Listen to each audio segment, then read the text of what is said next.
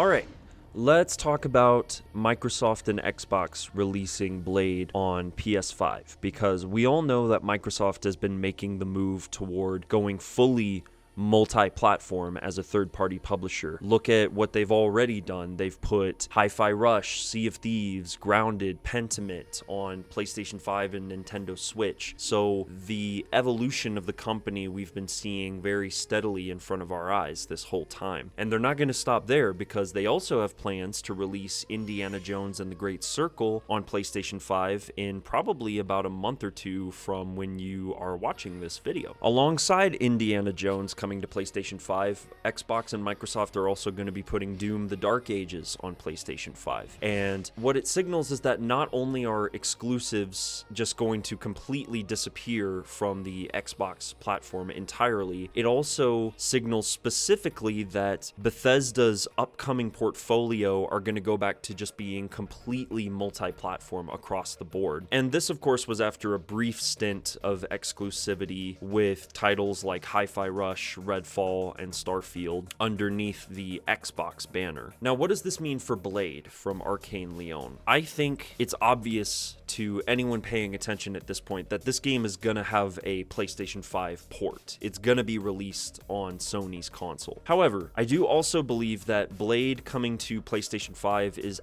actually a lot more important than many people might even realize. Now, Arkane Lyon, during the development of Deathloop, seemingly, from my outside perspective, fostered a pretty healthy relationship with Sony and PlayStation, especially when you consider the fact that the game was heavily featured in pretty much every single state of play that Sony was showcasing. A lot of people hated the fact that there was always a Deathloop trailer at a state of play. I was loving every second of it, obviously, but it went from the first gameplay reveal all the way up to the launch when Deathloop eventually released. Arkane, due to the timed exclusivity deal with PlayStation, were also able to work early on implementing native features of the new console into Deathloop in really cool ways, like, for example, using the haptic feedback for what sort of surface you would walk on. So, for example, if Colt is walking on a snowy surface, you would feel this feedback in the DualSense PlayStation 5 controller that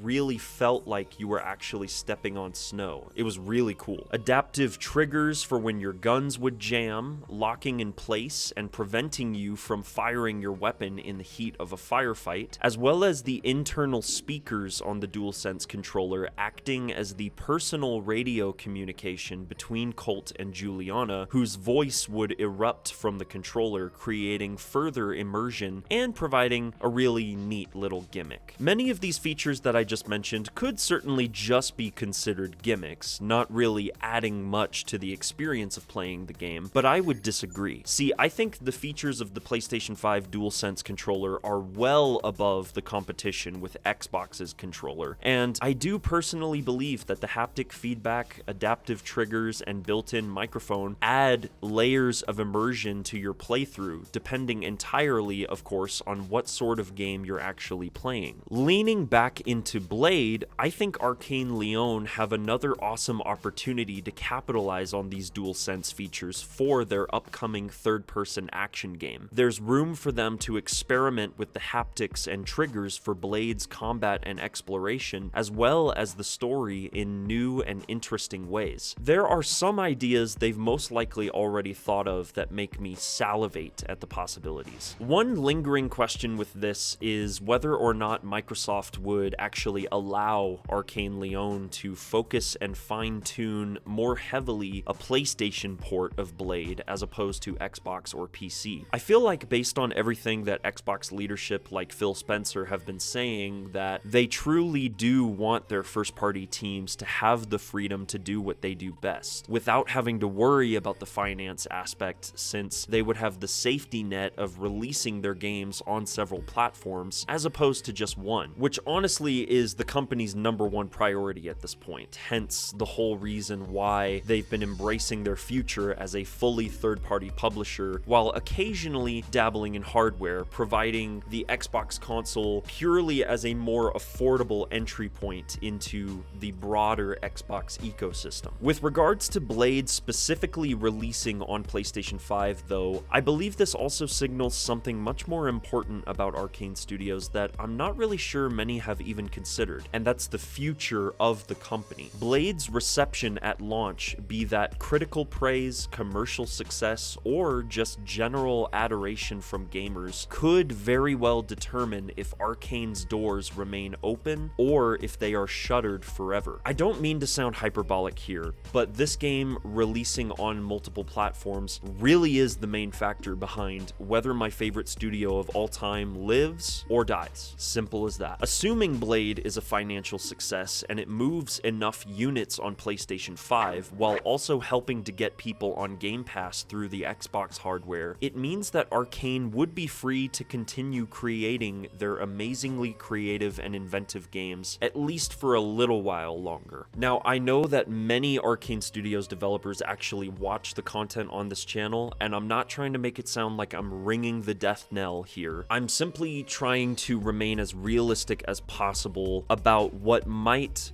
or might not happen in the coming years. Even though Redfall's development was tumultuous and has been well documented by this point, the expectation was that it would move the needle for Xbox through Game Pass subscriptions or through digital or boxed sales enough that Arcane Austin could continue to make far better games than what Redfall ultimately ended up being. We all know this did not materialize, and my fear is that if Blade were to land only on Xbox and PC with a resounding thud, that it would truly be the end for Arcane Studios as we know them. Prioritizing multi-platform development at Arcane Leon by releasing Blade on PlayStation 5 is something that I'm certain Xbox leadership are taking seriously, but are they taking it seriously enough? That's my primary question and my primary concern. Anyway, I know this video is ending on a bit more of a sour note than maybe you're accustomed to with my content, but now it's time, obviously, to hear from you guys. I want to know what y'all think in the comments down below. Do you agree? Do you disagree that it could be the end of Arcane if Blade is not considered a success? And what are your thoughts just in general about Blade coming to PlayStation 5 and maybe even the Nintendo Switch 2? Who knows? Make sure you leave a like on the video and also consider subscribing to the channel,